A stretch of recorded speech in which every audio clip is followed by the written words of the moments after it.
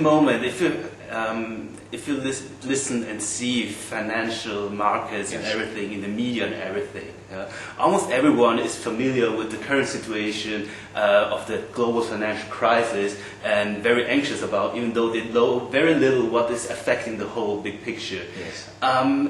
As a financial expert, how would you predict the developments of the financial markets and its system in the coming decade?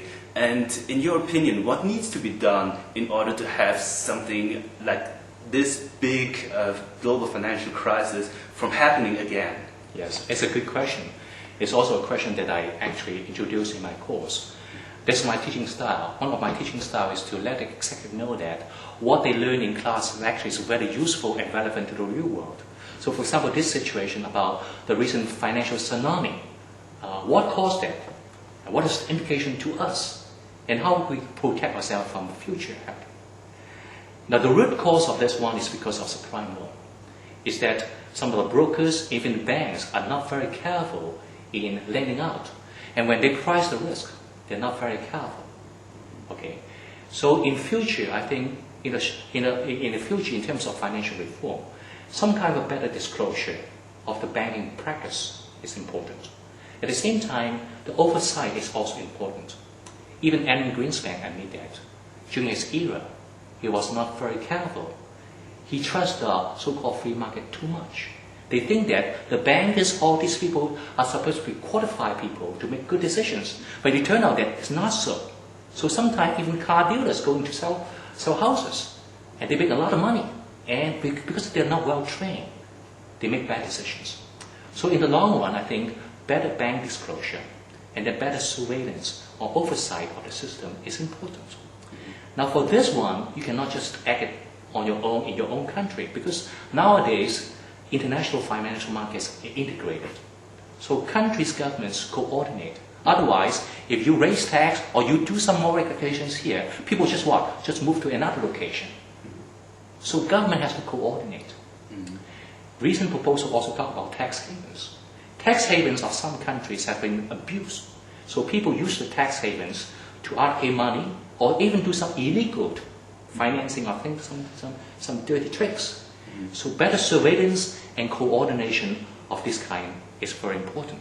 But let me very quickly add, with the globalization and also liberalization, I'm sorry to say that this kind of crisis will occur again and again. And I will tell you that as globalization gets more serious and intense, this is one of shortcomings. Then future crises get even worse and worse.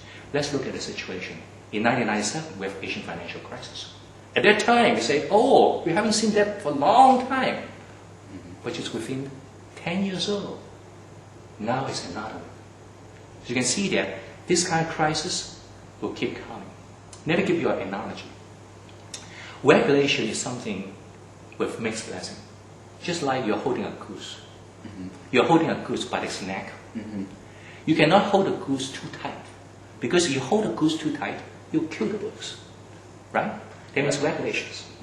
But if you do not hold the goose tight enough, the goose will fly away. That happens to regulations. If you have too tight, regulations too tight, you kill the market incentives. But if you do not hold it closely, then people abuse the system and lead to the recent crisis. Through what I see the financial history, it's just like a pendulum. Sometimes we want regulations. Sometimes we want liberalizations. For example, during the Reagan administration, one of the major mandates of Reagan administration is to liberalize, because too much bureaucracy actually slowed down the market. So they have a whole wave of liberalization. And they help the economy a lot. But now it's to the other extreme. Too much liberalization causes a lot of abuse. Now we come back to regulations. It's always a very tough task. How do you hold a goose? Just with the right strength. Sounds like a very delicate matter, very going back and forth. And also change over time. Yes. It's way of time. But let me tell you that the crisis will not just gone forever. We'll just keep coming back. So it's better for you to protect yourself as individual investors or as a company. That's why we need to teach risk management techniques.